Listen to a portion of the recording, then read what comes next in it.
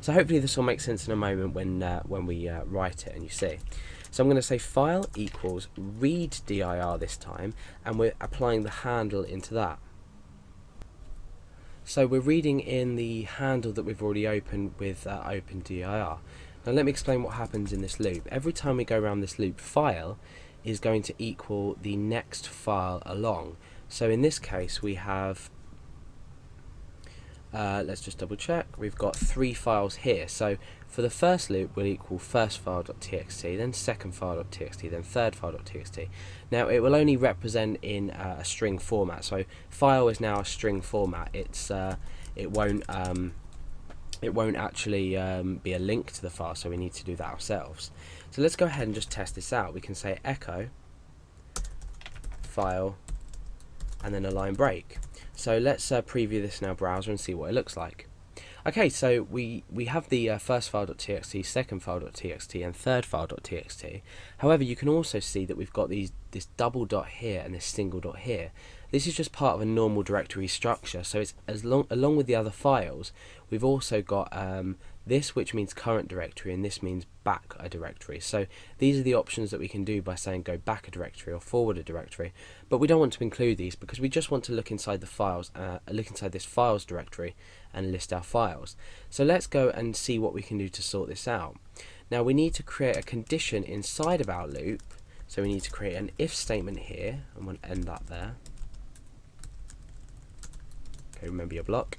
So we've created an if statement and we need to put a condition in here, and the condition is based upon something. If it's true, we're going to echo the file.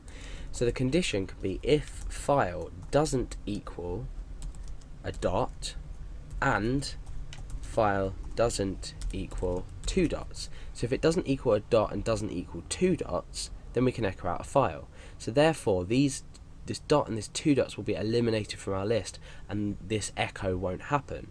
Okay, they'll still exist, but this echo just won't happen. So let's go back and refresh and see what that's done. Okay, so that's got rid of the 1 and the 2 dots there. So we've achieved that just simply with an if statement here. Okay, so now what I want to do is create links to the files. And we can do this just by appending on an href equals, and then that's the start of the a tag, and then we end the a tag there, just like you'd do in an HTML document, a normal HTML document. Now the link is going to be the directory and then / the file. So inside here what we can do is just append on directory. So what I've done here, if you didn't already notice, I've ended the echo. So we've started the echo here, we've ended the echo here. We're using a dot to append on our directory, then we're using a dot to append on the rest of it. So we can just do, for short, like you just saw me do, two of these single quotation marks and then 2 dots, and then in here we can write our variable data. So it's directory, and then it's /